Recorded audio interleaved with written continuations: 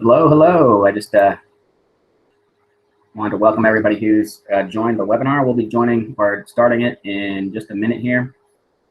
My time says just now 3:01, so we'll just wait one more minute for everybody to be able to join. So for those of you who are on, welcome. This is the lead generating webinars for financial advisors. If you did want to chat, I encourage you to click on that YouTube icon in the video, and that will take you to YouTube, and you'll be able to chat from there.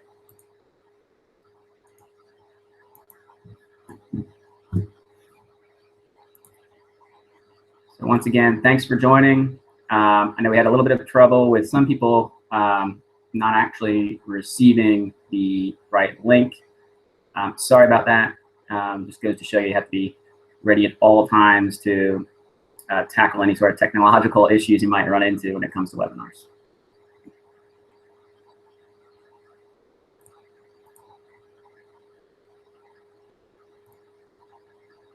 All right, so I'm going to go ahead and begin. And I'm going to begin by sharing my screen. So like I said, this is the lead generating webinar for financial advisors. My name is Jeff Lunn, and I am from a company called NextStage Web. And just in case you were wondering if this is live or not, I put the date down there so you can see it's January 18th, 2017.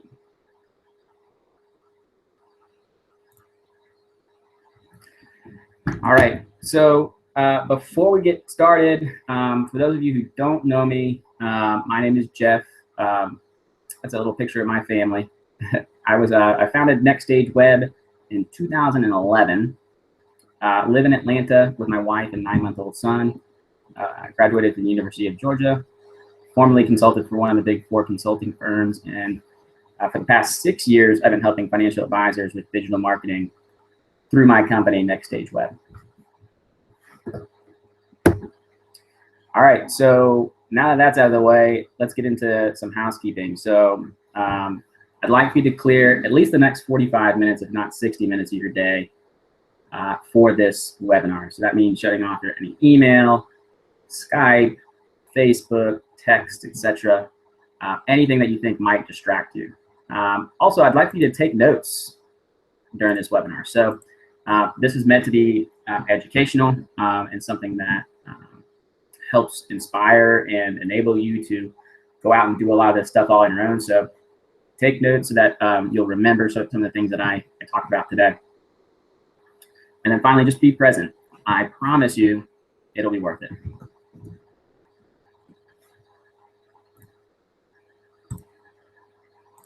All right, so one more thing. For those of you who stay tuned to the very end, I'm offering a bonus. So I'm calling it the 5 Essential Webinar Tools for Financial Advisors. I've been doing this for a while, and I have tested out a lot of technology, and there's some that's pretty good, and there's some that's not so good. So I have a list of recommended tools for you to be able to actually conduct your own webinars, and I will provide that to you at the end of this presentation for those of you who hang on to the very end.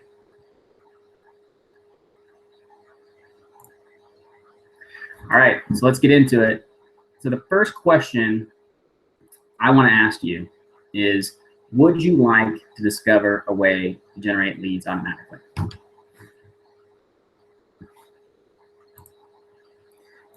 Next, are you tired of spending thousands of dollars on seminars you aren't sure will actually work?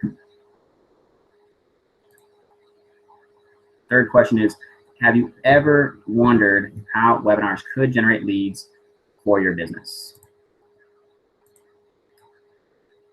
Are you looking for a scalable way to generate more leads for your business? So what I want you to do is, if you answered yes to any of those questions, then you're in the right place. So this whole seminar, this whole webinar is going to be dedicated to answering those types of questions that I just listed out there. So if anyone's on the chat right now, go ahead and ask me any additional questions that you might have or that you're hoping I would be able to answer for you today. And I'll jot those down and make sure that I cover them somehow before the end of the webinar today. All right, good.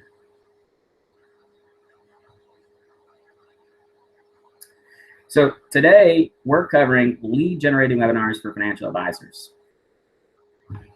So one thing I want to ask before I move on is, what's stopping you from starting your own lead generating webinar?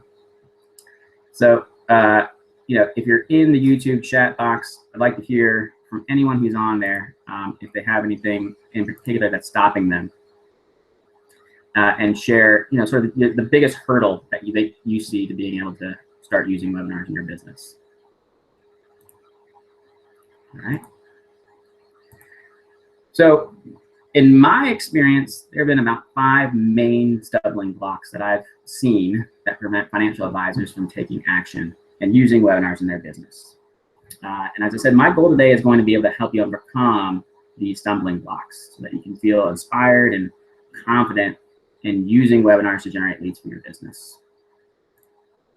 So the first stumbling block that I see stopping financial advisors from trying webinars is that they're not sure what is needed to set up a webinar. So today I'm going to cover all the various elements necessary to set up your webinar, including the specific tools, as I mentioned, and a bonus at the end. Next is, I don't know how to get anyone to show up to my webinar. So I'm going to talk about how you can get large numbers of people to actually show up and attend your webinar. Third is, I don't know what to talk about, or I don't know how to provide enough value during my webinar. And I'm going to cover what you should be presenting during your webinar so that you can captivate your audience's attention. Number 4 is, I don't know how to run a webinar that actually generates leads or prospects. So if that sounds familiar, you can rest assured I'm going to cover how to convert attendees into prospects, or otherwise known people who actually book appointments with you after your webinar. And stumbling block number 5, I don't know if it's going to be worth it or what I can expect in terms of a ROI if I actually go through with a webinar. So I'm going to cover the type of results that you can expect with your webinar based on my experience working with clients, so that you can make a decision for yourself if webinars are right for you. All right. So now I want to talk to you about my aha moment. So if you can relate to any of those stumbling blocks, I'm with you. I used to think about those same stumbling blocks, and it prevented me from considering trying marketing through webinars for my clients as well as my own company. And that's when my aha moment came. It came to me when a longtime client of mine asked me to put together a new marketing campaign for him on Social Security. And I immediately started to ask him about possible guides and blog posts and email crash courses that we could develop as a funnel to generate leads and finally lead those people to speak with him, my client, directly about Social Security. And his response somewhat shocked me. He told me that he wanted to try generating leads by advertising a webinar on Social Security directly to people he didn't even know on Facebook. And I was shocked because the commonly held belief at that point in digital marketing was that you had to provide a tremendous amount of education in the form of blog posts, newsletters, guides, email crash courses with multiple touch points that didn't really require a lot of time investment, and offer those first to generate new leads, especially the people you haven't talked to before. Then those leads would eventually raise their hand after being dripped on, so to speak, over time, to be willing to agree to something that would require a higher degree of engagement and time investment, like a webinar. So this is popularly known as inbound marketing. So this was a few years ago. I had never helped a client set up or promote a webinar before, but I thought it was an interesting idea. So I agreed to set up the campaign for my client only after warning him that it may not work. We may need to build that funnel after the fact.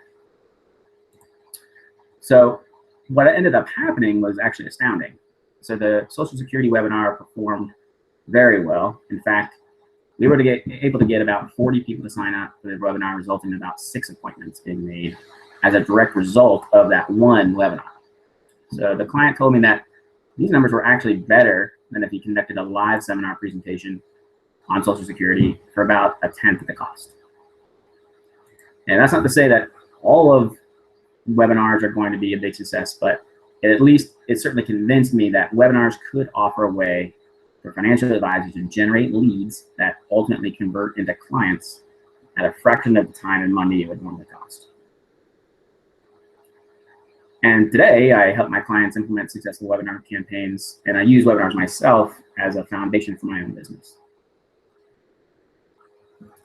So let's talk about the traditional event marketing model for financial advisors and how it's worked in the past. So we're all familiar with this model, and for good reason. It works.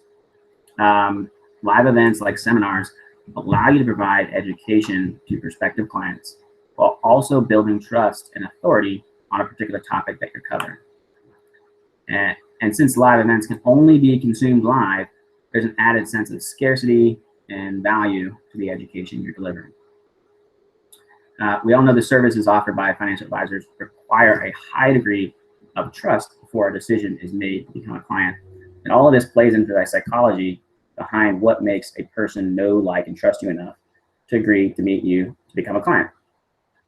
So the traditional event marketing model goes something like this. You set up a standard or dinner seminar. You get all the pieces in place for that. Send out mailers, physical mailers with your phone number. You hire a call center to take your RSVPs, or maybe somebody on your staff, or even you yourself are taking calls from those mailers that were sent out to document who's intending to come. You conduct the seminar. You try to schedule as many appointments as possible during that event. And this last piece, some of my clients didn't even do this last piece, but I'd say 50-50, actually manually call to follow up with any attendees that come to the event. So now let's look at a new model of doing things. And so I'm coining this as digital event marketing. So given the fact that live events do so well in this industry, I think that it makes sense to try to improve upon what's been done in the past. And I think that webinars offers us a way to do that. So this can actually be used for webinars or seminars, which is why I list it in my bullet points here. But for the sake of this demonstration and this webinar, we're going to be focusing on the webinar side. So digital event marketing model, you set up a webinar or seminar. And for a webinar, you'd be using your tools that you use to broadcast your screen live to anyone who signs up. You'll set up an ad as well as send out emails to promote it. So not very often will you send out a physical mailer for that. You could, but it's not the norm. You'll capture RSVPs in a single landing page or inside of some sort of integrated form on the ad itself. Some of you signed up for this just by clicking a link in an email. Those types of things, you want to have everything, your RSVPs captured digitally, so there's not added work to each event. You're going to conduct the webinar. You're going to schedule appointments via email. So after the webinar, you're going to want to leading up to the webinar, you're going to want to give people plenty of options to book appointments with you. But also after the webinar, you're going to want to give people a reason to book an appointment with you and make it very easy for them to do so. So that's a very important piece of the model. And then finally, automatically follow up with attendees. So as part of or after the event itself, you're going to send a series of emails out to follow up with the people who attended and see if they got the value and the information that they needed or that they wanted to get out of your webinar. All right, so let's look at these two models side by side.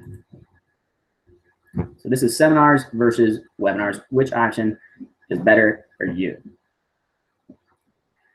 So with seminars, and when you compare them to webinars, you quickly start to see that webinars has the advantage over seminars in many ways. But there's something important that I also want to call out on this slide too. So seminars, you do have a physical presence required, whereas with webinars, you don't really have any physical presence other than your desk. You know, you don't have to go out and rent an event space, or you don't have to clear out any space in your office to hold people physically in your office for the event. So your presence isn't required, and no space is required with webinars. With seminars, there's no real way to automate it. You know, you could introduce a lot of those aspects in the digital event marketing model to automate pieces of it, but ultimately you're the one who's going to need to be there in person on time for your seminar. And with webinars, you can get it pretty close to full automation.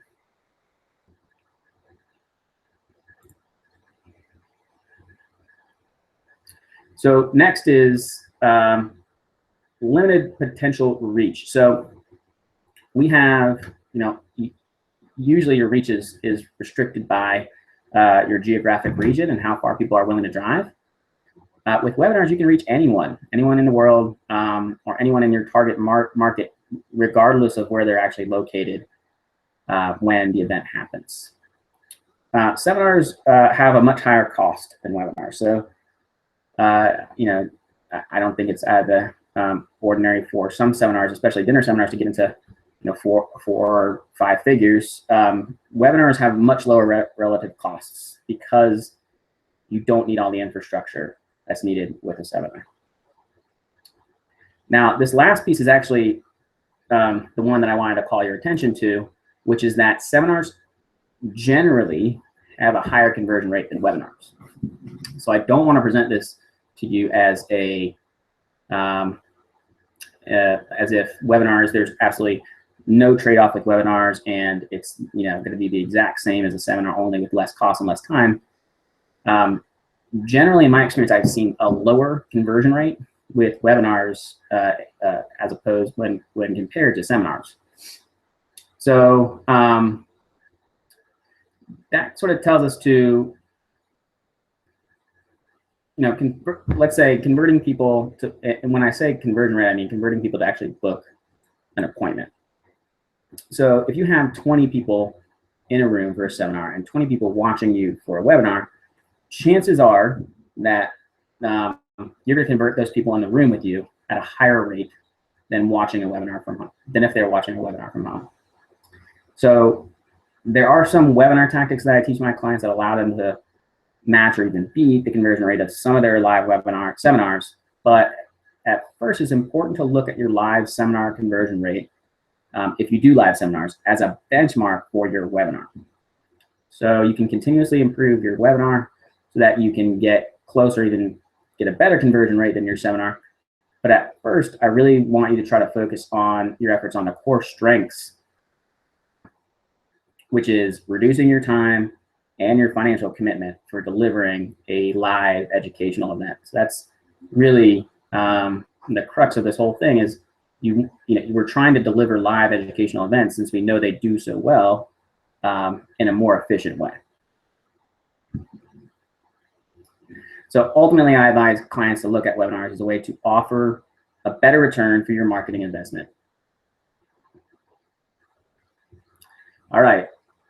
So next, I'm going to talk about the 5 phases to webinar success. And this is really the meat of my presentation here today. So this is my model for running successful webinars for financial advisors. This is what this is the same thing I run through with my clients. It's actually the same model I run through for my own business.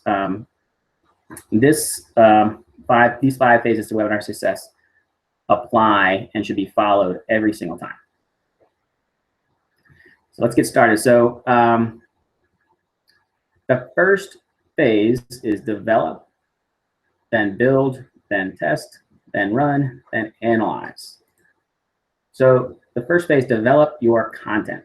So before you do anything, before you pick out your email marketing system or your webinar system or landing page system, or start looking into other tools that you could possibly be using, I want you to develop your content, because that's really going to be what directs your decisions going forward. So at the top of that list is your slides. So you want to use a slide deck from a seminar or some sort of presentation you've already used and been successful in the past. If you don't have that, I want to encourage you to go ahead and look online, look on YouTube, Google, webinars with the topic that you have in mind, and find ones that have high ratings, so you can actually see what people rate videos on YouTube. Look for the ones that rate highly and have been viewed many times, and you can use that as a starting point and as for inspiration for creating your own presentation, your own slides. So develop your content first. Next, your emails. So emails are all going to have to be developed ahead of time before you start, even considering setting up your webinar. So when I say emails, I mean there's really 3 different types of emails. One is the invite email, and a lot of times these are sequences of emails. So you might have anywhere from 2 to 5 emails that will go out inviting people to your webinar. Then you're going to want a reminder sequence. You're going to want to have a series of emails, again, all the way up to even 5 emails, when reminding people of how they can access the webinar. So once they sign up, you want to keep on reminding people of the day, time of the webinar, and then of course the link to be able to access it. And as today taught us, you want to make sure that you have sort of a backup plan if anything fails in your system, so that you can send an email very quickly to your list of people who signed up saying, hey, here's the link if you weren't able to find it, or the one that you got somehow expired. And then finally, ads. So if you're considering advertising your webinar to potential leads on sites like Facebook, you want to have kind of an idea of that content, meaning, what's your call to action going to be? What are you offering? What kind of questions are you asking them? You should put together some ideas about that beforehand. All right, so the next step is building your campaign. So this is the easy part. The hard part is getting the content all together. The easy part is actually building it.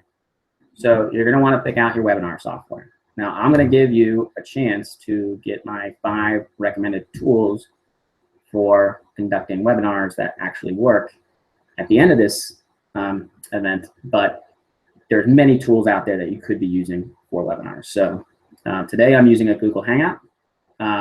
You could be using GoToWebinar. You could be using WebEx. You could be using Join.me. There's a number of different tools out there. And when it comes to webinar software, the key is just making sure that you're comfortable with it. So you want to make sure that whatever you're using, you've used before, or you want to make certain that you test it out before you commit to that software for your webinar. Because the last thing you want to be is uncomfortable using the tools that you set out to use on the day of your webinar.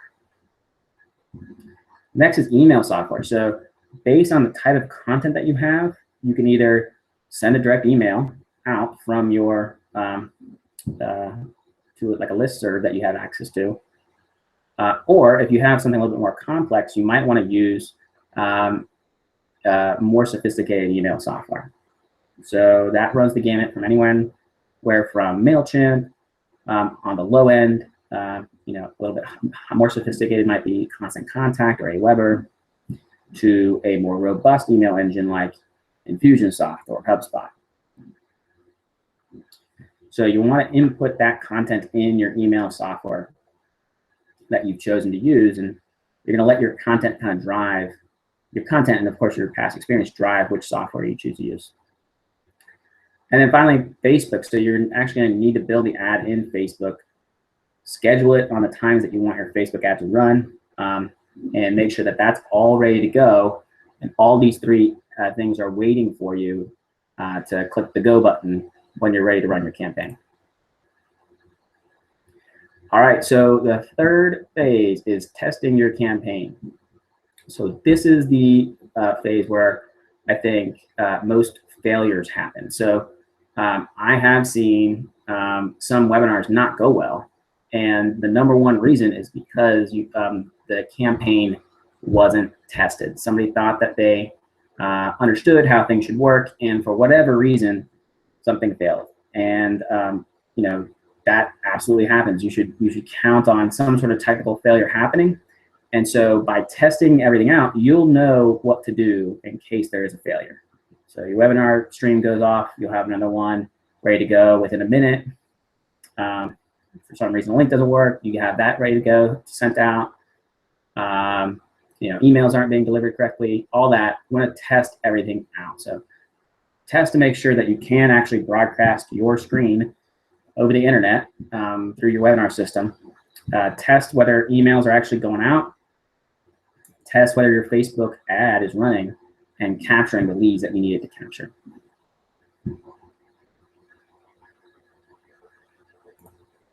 All right, next is the really easy part, the running of the webinar. So, you know, a lot of people get a little bit uptight about running the webinar, and I think that, you know, it's just, that's something that happens when maybe you're not used to running webinars. You get comfortable doing it real quick. And people in the financial services industry, I think, are uniquely equipped to run successful webinars and speak naturally, use enthusiasm, be friendly. They have that. They're uniquely equipped to do that because you know, this industry is so used to using seminars to promote their services. So look at it like a seminar, and you know, one-on-one conversation or one-to-many conversation that you're having with real people. It can be a little bit awkward because you're not getting that feedback that you would normally get, seeing people's faces and hearing their questions live. But you know, once you get used to it, it really isn't a big deal, and you should just try to remember to have fun on it and use enthusiasm, be friendly, and speak slowly.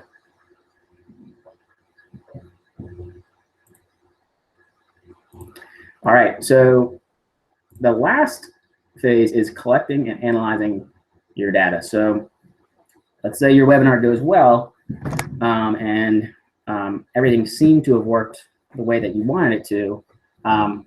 The important thing to do is to collect any data that you have from your webinar and store it in something like a Google Sheet so that you have it and you can locate it no matter where you are. And so the types of data that I recommend capturing would be how many people did you invite to your webinar? How many people did actually enrolled to your webinar? How many people actually attended your webinar? And finally, how many people booked an appointment as a result of your webinar? And if you can capture those numbers along with the amount of money you spent on ad spend for each webinar, you can start to really easily come to some sort of a ROI conclusion. So are you getting a return on your investment? I would tell you to try at least 3 live webinars before making a final conclusion. You know, some days are good versus others. You know, you do one during the holidays, nobody shows up, and you do one after the holidays and everybody wants to show up. There's any variety of reasons why your webinar might do well or not do well. I would give it at least 3 tries before you draw any conclusions based on your data. And if you like the trend that you're seeing in your data, then continue your course. So continue refining the topic, finding new people to reach out to, and tweaking it so that you can continue to offer something new to your existing list. All right, so, you know, once you get to a point where you your webinar is in a place that actually produces the results that you want. I saw a question on the live chat on YouTube was how to automate everything.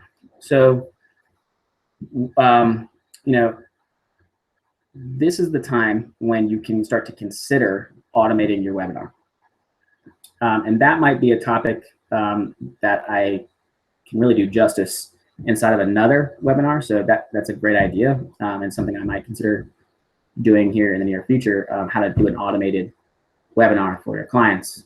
But what it essentially consists of is taking a recording of your webinar and using an automated webinar software program to make it seem like when somebody lands on your landing page, they're signing up for a webinar that's going to happen in the near future. In other words, it's not a recording, it's a live webinar, and they're signing up for it. You know, you can phrase it in ways where, you know, you don't have to necessarily explain yourself. You can say it's a on-demand webinar, but you have to schedule your viewing. There's a number of reasons why you might want to do that. But the number one reason why you might want to do that is because it allows you to remove yourself from the presentation portion of your webinar and also continuously run an ad to a landing page that is going to update for you saying, hey, this webinar starts on this day. And if people commit to actually watching your webinar, even if you say it's an on-demand webinar at a certain day and time, and then you can tell them it's going to expire after that, you stand to run, you stand to get a much better attendance rate to that video than if you just sent out a video saying, hey, here's something on YouTube I just posted. And also, you'll add to their sense of urgency. So they'll watch that video, and your call to action on that video will actually be seen, and you run a better chance of actually getting somebody to agree to perhaps come in for a visit or a consultation as a result of that automated video. So there's a lot to doing automated webinars that I can probably go into, probably a little bit more than what I can cover today, but certainly something that I can provide additional details to if you have any questions about. You know, book an appointment with me, and we'll go over all the tools and aspects of that. All right, so I'm going to move on. So I want to highlight some case studies from advisors that have actually helped run webinars. And this isn't going to be, I want to do this to set your expectations before you begin running your own webinar, and give you a clear idea of what a success might look like if you did decide to start running webinars to promote your business. So I think a lot of, I've seen but I've seen recently some courses that offer, you know, help with running webinars, and they say, you know, spend $300 on Facebook and get $60,000 in business back. That isn't necessarily realistic, and I've never seen an industry where that's possible. Certainly not ours. So it's there's a lot of opportunity there, but I think there's also a lot of noise about that sets your expectations artificially about what webinars can do. So I hope that these case studies will help. All right, so case study number one, this advisor was one that decided to do just Facebook ads. And so we actually did not promote the webinar to their email list at all. And you can see their total ad spend there, around $1,200. We were able to generate on average, it was actually kind of a range between 28 and 55 enrollees. So these are people who go to the Facebook ad, they click, yep, I want to sign up for this, and they provide their email address. And here's I provided some percentages where I see trends. So 20% of those who enroll will actually show up to the webinar on the day of. So that tends to be true, whether you're doing email lists, promotion, or you're doing a Facebook promotion, or both. So we saw about 10 people show up for these webinars. And another trend I noticed was around 5 to 10% would actually pick up the phone or actually click a link to book an appointment, a one-on-one appointment with my client as a result of an individual webinar. So we were seeing about 1 to 6 appointments generated from each webinar. And that calculates down to an average cost of about $200 to $600 per appointment.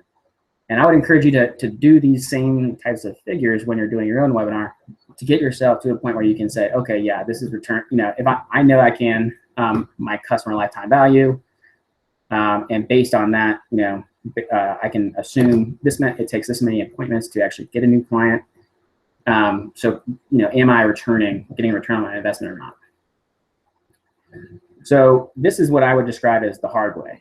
So doing just a Facebook ad to cold leads, where you're offering your webinar and trying to get inside that one webinar, that list to actually convert and agree to a one-on-one appointment or consultation. So I want to highlight another case study from another advisor where we did not spend anything on Facebook ads. He had an existing list of around 2,700 contacts. And this is an interesting statistic. When you send just to a list of existing contacts, and this varies depending on how engaged your list is, but I was seeing about 2%, even across other clients, people who receive your email who actually sign up to attend your webinar. So that was about 55 people enrolled, same percentages for attendees and appointments. But if you look at the end, the last bullet point, the average cost per appointment was $0. So obviously that's much more appealing. You can use webinars, target your existing list, and generate appointments, obviously at a return on your investment, except for, the time that it takes for you to set the webinar up. And case study number 3, so that was sort of like the ideal situation. This might be more of a realistic situation. So this is the realistic way. So that same advisor, we started adding Facebook ads to promote his webinars.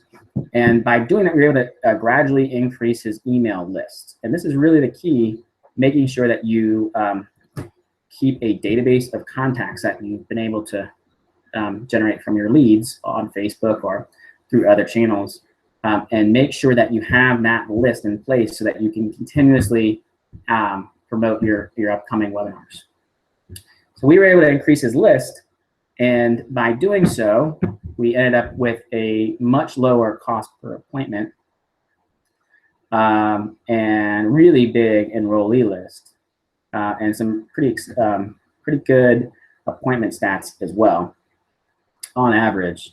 And so this would be more of a more realistic approach, at least at first. So if you have your existing email list, I'm showing you this to encourage you to promote your webinars to that existing list, and then also consider using other sources of paid traffic like Facebook to increase your list over time. And then at any time you can decide, hey, I want to cut off the Facebook ad, I want to cut off the Google ad, I want to cut off the YouTube ad, and I just want to promote this webinar to my existing list.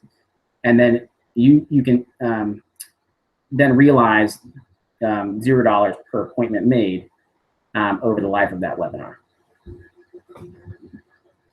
Last little point I wanted to make with this is, convincing people to attend the webinar on Facebook is more challenging than I'd say to sign up for, some sort of a guide or a cheat sheet or a PDF. So you might also find that even though it's very much possible to just advertise your webinar on Facebook and retrieve a return on your investment based on just those leads that you advertise your webinar to, you might find that you can get a lower cost per click or cost per conversion rate if you offer just a guide on Facebook, and then you can increase your list that way. That way, you know, the next month you can promote that same webinar, and the lead cost you less to acquire than it would have been if you asked them to sign up from the webinar straight from the ad. So still, inbound marketing has its role in promoting these things, but webinars can also, if you have the right topic, if you target correctly, they can also stand on their own and produce a return on investment for you.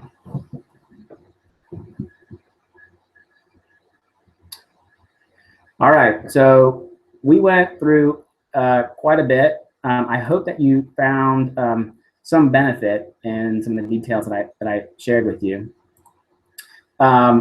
Before I forget, I want to make sure that you have access to the 5 essential webinar tools for financial advisors. So I just want to make this really simple. So if you just send me an email to jeff.lunn@nextstageweb.com and add the subject line, send me the tools, I'll just automatically send you a list of tools that I recommend using as essential tools for webinars for financial advisors.